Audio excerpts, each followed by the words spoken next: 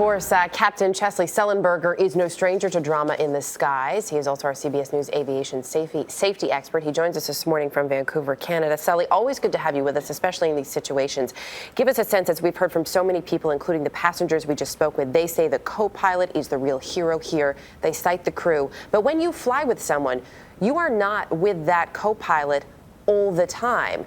So that must have been a challenge for him as well, to recognize what this other gentleman was going through, especially if he may not have had a history with him. That's true. We often fly with people we haven't flown with before. But we're all trained to a very high professional standard. And you have to also realize what the working environment in the cockpit of an airliner is like. You know, you're literally locked in this little cubicle with someone up to 15 or 16 hours a day. So every interaction, everything about them, you notice. I mean, they're right there with you. And if something is amiss, it's going to be picked up on. This co-pilot certainly is the hero, as two of the people who we just talked to said. Wonder how he, or do you have any idea how he got the man, the pilot, to leave the cabin? I don't know. Perhaps he suggested that he needed to go to the bathroom, or that something in the cabin needed to be checked. We'll have to find out, but it was a wise choice. And it's, as it was said earlier, it's great that he noticed that there was something amiss, managed to get the captain out of the cockpit, and then get another relief pilot in who was a passenger and land the airplane safely very quickly. Will this change anything about how people go about dealing with this kind of emergency? Sully? Well, this is a really extraordinarily rare sort of a thing. In fact, in my entire airline career, I don't remember ever hearing about anything even remotely like this.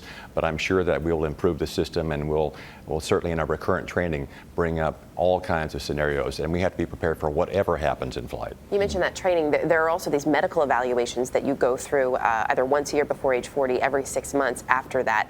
What do they look for? And is there anything that you've learned so far in what we know this morning that maybe one of those evaluations could have in any way missed?